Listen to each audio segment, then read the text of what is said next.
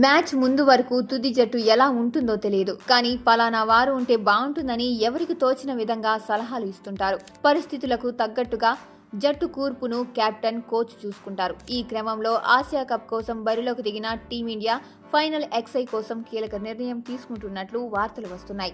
ఇవేవి అధికారికం కాదు, కానీ ఇలా కూడా జరిగే అవకాశం లేకపోలేదని క్రికెట్ వర్గాల అంచనా. జితేష్ శర్మను ప్రధాన వికెట్ కీపర్గా తీసుకుంటారని తెలుస్తోంది. అప్పుడు సంజు శాంసన్ను బ్యాటర్గా పరిగణించే అవకాశం ఉంది. ఇదే కూర్పుతో బరిలోకి దిగితే మాత్రం లోయర్ ఆర్డర్లో రింకు సింగ్ను తీసుకునే అవకాశాలు తగ్గిపోతాయి. ఫినిషర్గా ఐపీఎల్లో జితేష్ అత్యుత్తమ ప్రతిభ చూపించడం కలిసొచ్చే అంశం.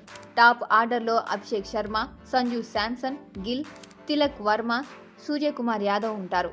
ఇప్పుడు వస్తున్న వార్తలను బట్టి జితేష్ శర్మ మిడిల్ ఆర్డర్లో వస్తాడు. వీరి తర్వాత ఆల్రౌండర్ల కోట మొదలవుతుంది.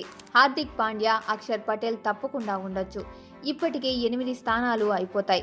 మిగిలిన 3 2 ఫాస్ట్ బౌలర్లు, ఒక స్పెషలిస్ట్ స్పిన్నర్కు అవకాశం ఇవ్వాలని క్రికెట్ విశ్లేషకులు సూచించారు.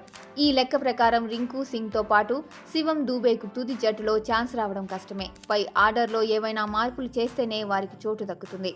ఆసియా కప్ ఫైనల్కు టీమిండియాతో పాటు శ్రీలంక చేరుకుంటుందని మాజీ క్రికెటర్ ఆకాష్ చోప్రా అంచనా వేశాడు. ఇప్పటి వరకు ఆసియా కప్ను శ్రీలంక 6 సార్లు కైవసం చేసుకుంది. ఈసారి బరిలోకి దిగిన టీం కూడా బాగానే ఉంది. అందుకే వారు ఫైనల్కు చేరుకుంటారని భావిస్తున్నా. టైటిల్ రేసులో భారత్తో పాటు లంక కూడా పోటీ పడుతుంది అని చోప్రా వ్యాఖ్యానించాడు.